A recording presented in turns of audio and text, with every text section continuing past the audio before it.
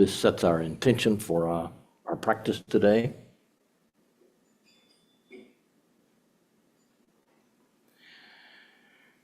May all beings always have happiness and its causes. May all beings always be free of pain and its causes. May all beings always be pain-free and live happily. May no beings ever cling to those near nor spurn those far. For as long as space abides, as long as the world remains, just so long may I be there, resolving all beings' pain.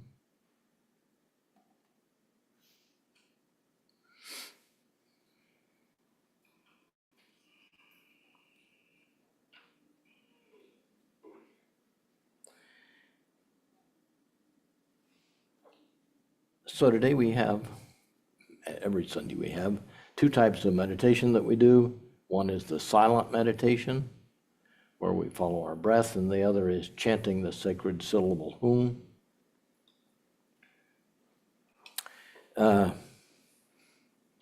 After the meditation, I'll read a chapter from a Pema Chodron book, Comfortable with Uncertainty. I found another piece from her in a magazine recently and thought that was relevant to our meditation. When we start to meditate or to work with any kind of spiritual discipline, we often think that somehow we're going to improve. Meditation practice isn't about trying to become something better. It's about befriending who we are already. The ground of practice is you or me or whoever we are right now, just as we are. That's what we've come to know with tremendous curiosity and interest. Curiosity involves being gentle, precise, and open, actually being able to let go and open. Gentleness is a sense of good-heartedness toward ourselves. Precision is being able to see clearly, not being afraid to see what's really there. Openness is being able to let go and to open. When you come to have this kind of honesty, gentleness, and good-heartedness, combined with clarity about yourself, there's no obstacle to feeling loving kindness for others as well.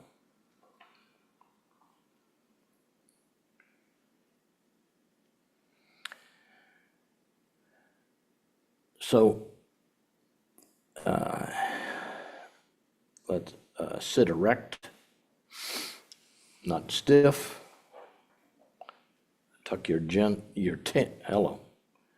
Tuck your chin gently to straighten the top of your spine.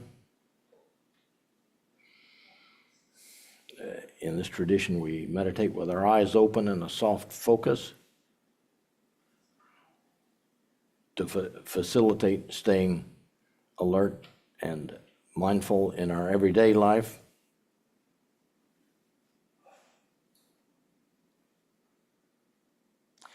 We have three pillars of support. We're sitting either on a cushion or a chair, which goes to our weight of our body goes to the center of the earth. So the earth is supporting us. Our spine is supporting us. And right in front of our spine is our central energy channel.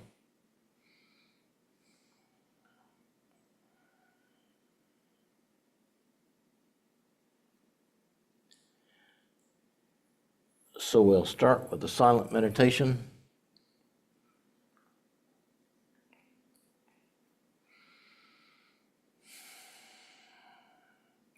Take 3 deep breaths.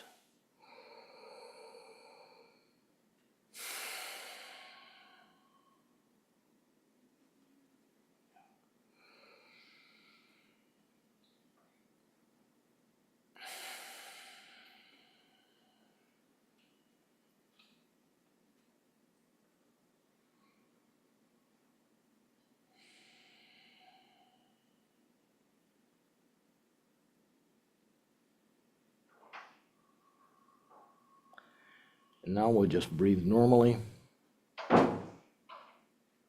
Rest our attention on our breath.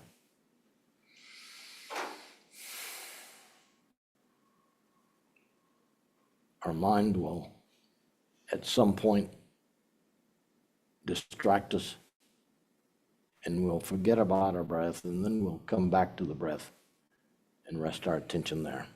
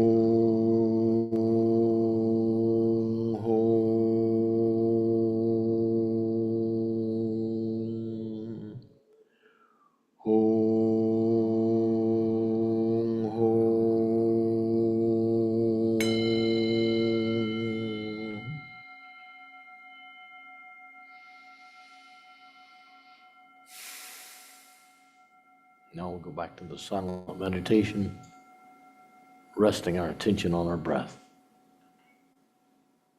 bringing it back each time it drifts away.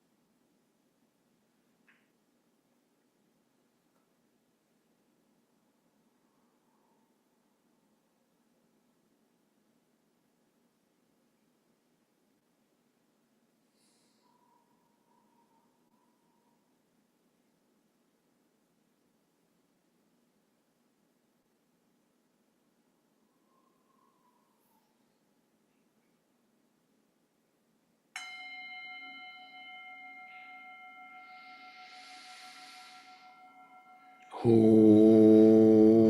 hung,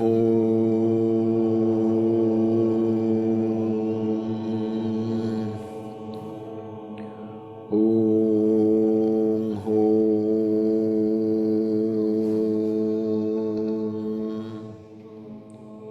hung,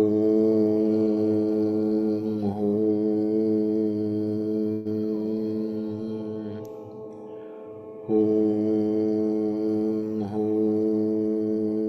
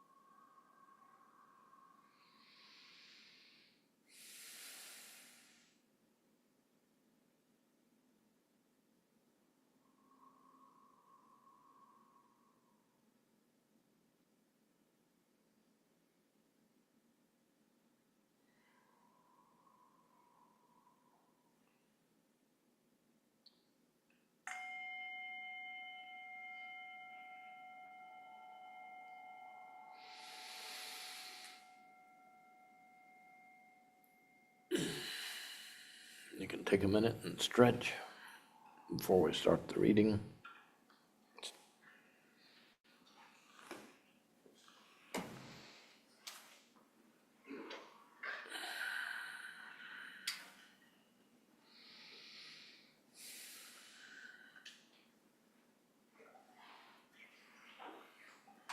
Thank you.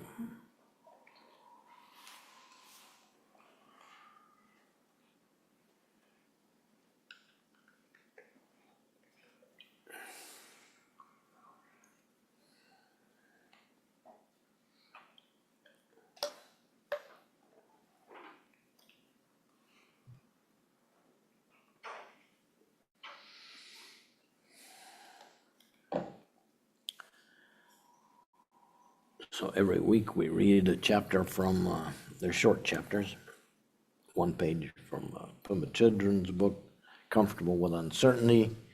These are taken from some of her teachings. Today is chapter 104, Reversing the Wheel of Samsara. Every act counts. Every thought and emotion counts too. This moment is all the path we have. This moment is where we apply the teachings. Life is short. Even if we live to be 108, life will be too short for witnessing all its wonders. The Dharma is each act, each thought, each word we speak. Are we at least willing to catch ourselves spinning off and to do that without embarrassment? Do we at least aspire to not consider ourselves a problem, but simply a pretty typical human being who could at this moment give him or herself a break and stop being so predictable? The Dharma can heal our wounds, our very ancient wounds that come not from original sin, but from a misunderstanding so old that we can no longer see it. The instruction is to relate compassionately with where we find ourselves and to begin to see our predicament as workable.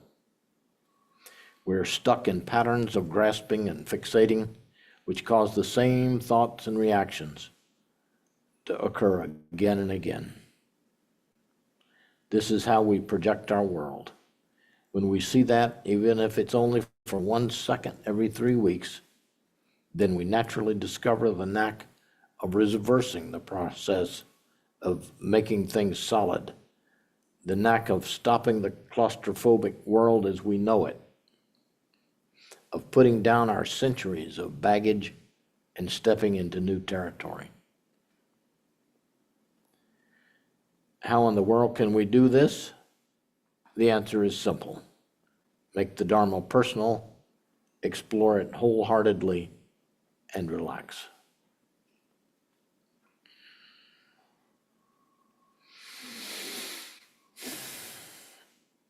Well, certainly I can relate to getting caught in some of the same patterns over and over every time something happens to me. I don't know. Anybody else have any thoughts or reflections that they remember? Hold on to the microphone.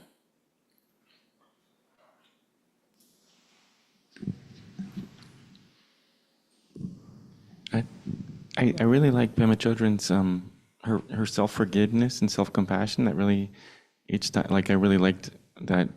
I think she even says it in there, like know that you also make mistakes, and that what you just read to her, that really touches me a lot. And a lot of times when I read her stuff, but I have a question, like what does she mean, like make Dharma personal?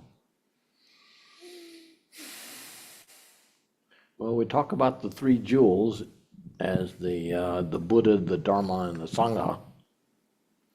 The Dharma is the truth, the teachings, but sometimes I think we see that as the stuff in the books, the stuff that Nan and Harvey teach when they do that. But if we make it personal and let it apply to ourselves, that's all I got. Like our actions? Oh. Yeah. It's a great question. Yeah. Uh, yeah, applying what we've learned from her teachings or for Ann and Harvey's teachings, and what we've read in the books. If you've signed up for any of our programs, there's lists of books and stuff that are, some of it's pretty deep and it seems pretty out there.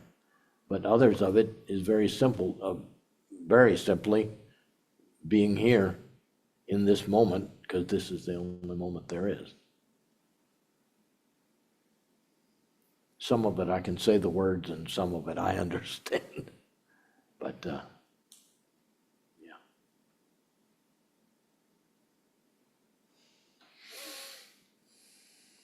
Anybody else online or in here?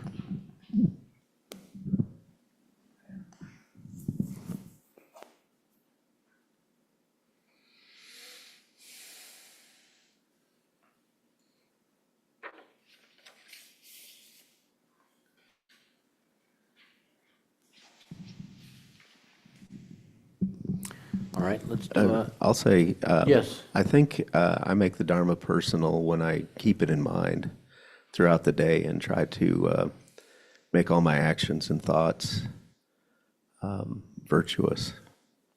That's good. That's all. Yeah. Keeping it front and center. Could we have the mic up here? Hi. Hi.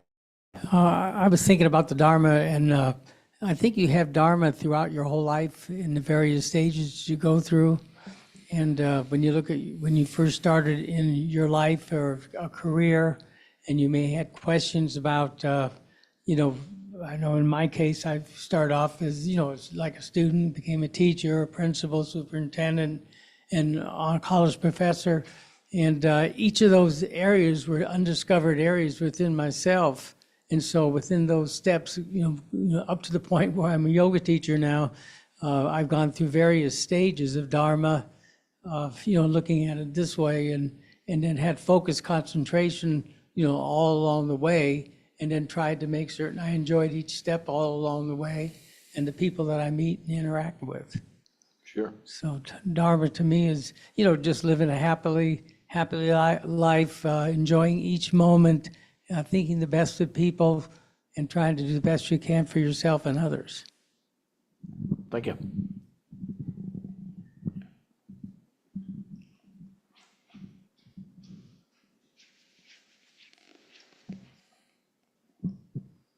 I just want to follow up with Magdalena's comment, how to personalize our path.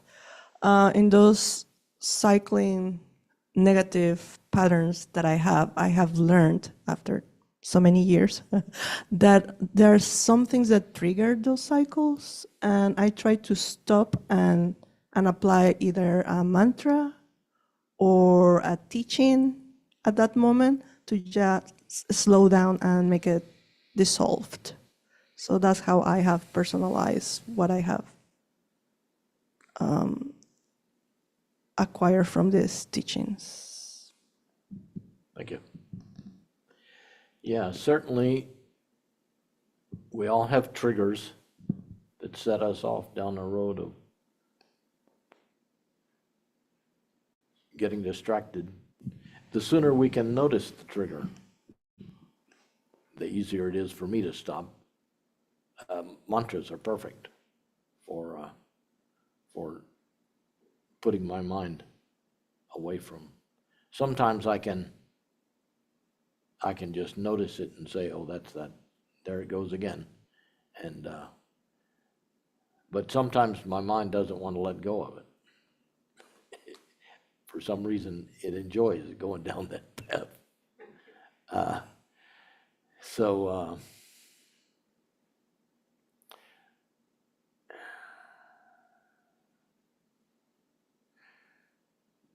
What was I going to say? There's sometimes in meditation, when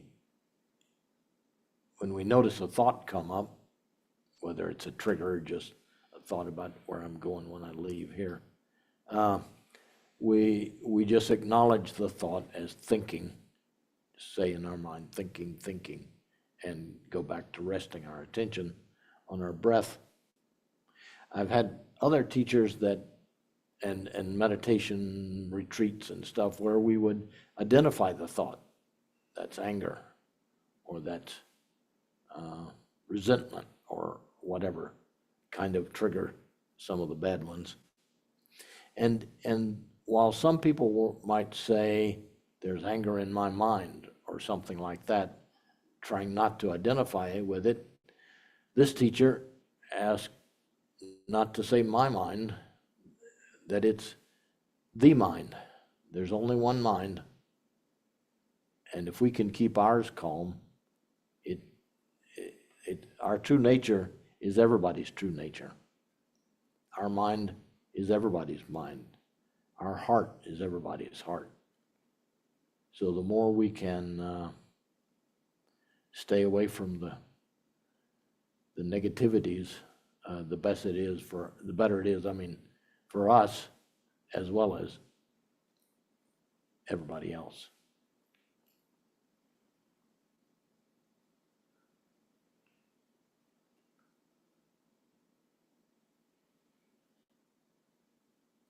Okay, let's do a short practice again. Just a quiet sitting.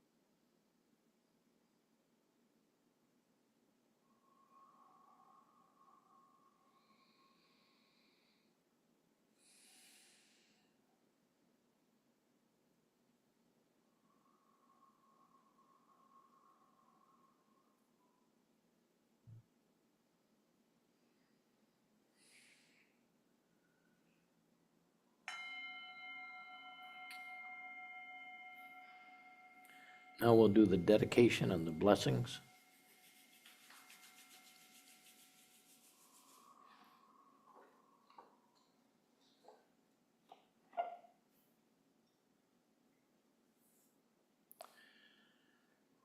By this good may I swiftly once become a great guru, lead all beings, every one, to reach to that very ground.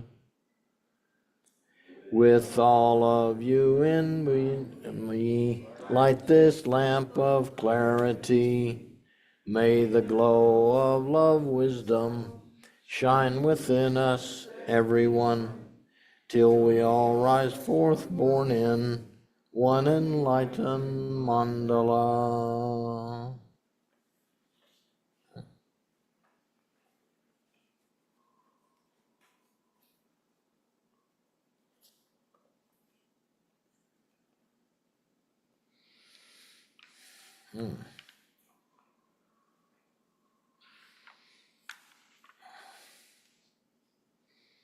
Thanks for all the legible writing. It makes it easier for me to read the names.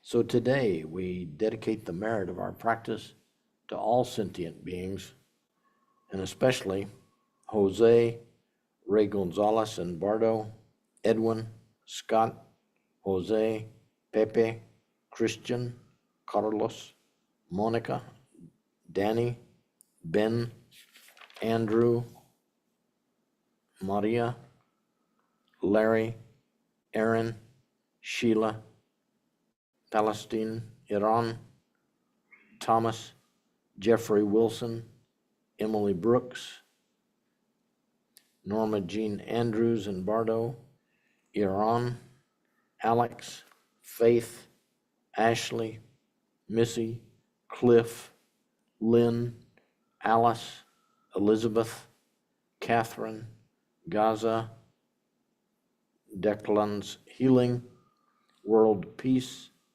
Jai, Shiv, Pooja, William, Amanda, Mom, Terry, Mike, Kristen, Jean, Katie, The World, Mary Alice, Rob, Alicia, Alexis, John, Ann, David, Jay, Max, Oliver, Bell, Danny and Bardo, Mom and Bardo, Valerie, Amy, Tex, Nancy, Darcy, Cheryl's Healing, Pat's Healing, Madeline's Healing, Amy Winters, Cancer Battle, and again, all sentient beings and those in war-torn countries. We'll close by chanting one Ah in unison.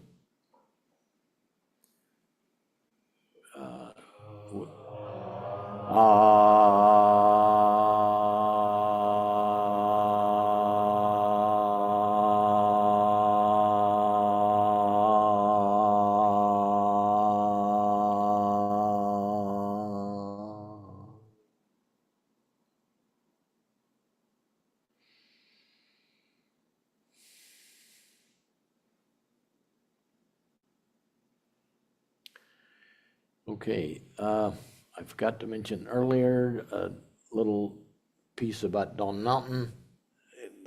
The temple was started about 30 years ago by Ann and Harvey, and they continue to lead us in retreats and on teachings.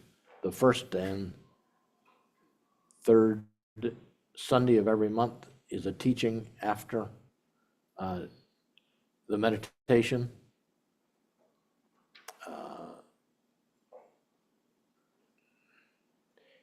If you like what we do, there's a donation basket in the back, or certainly you could become a member. Members get some benefits. The teachings on the first and third Tuesdays are free to members. I believe they're free for the first time to anybody. And Right now, they're free. We're going to start encouraging membership. Just if you like them, okay, please good. consider supporting by becoming a member. okay, and Emily has a few announcements.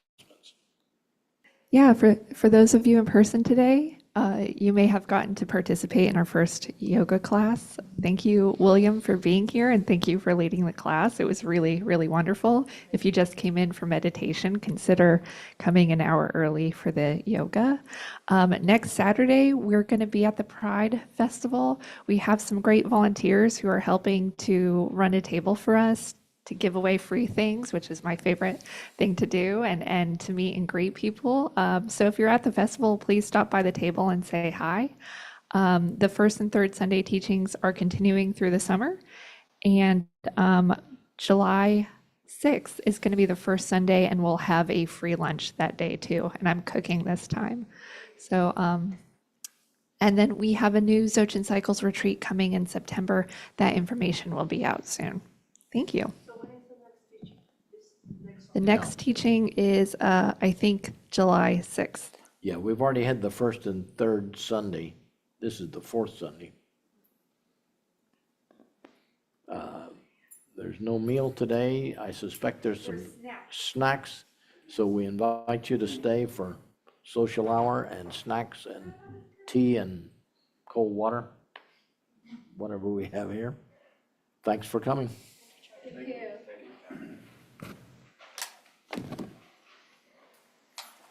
Thanks, Charlie.